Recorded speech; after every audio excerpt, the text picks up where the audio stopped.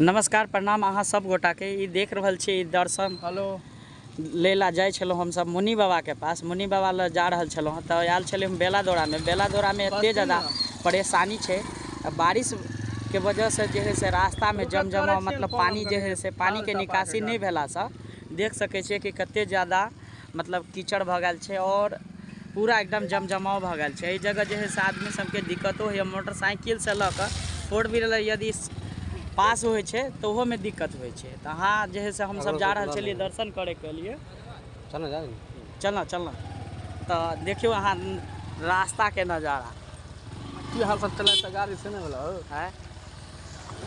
देखियो कितने ज़्यादा जे है से कीचड़ और कीचड़ में बुझियो मतलब खतरे के निशानी बनल रहते नहीं है। गिर तीर पड़ब हम सब तो लगे मुँह कान फूट जाता।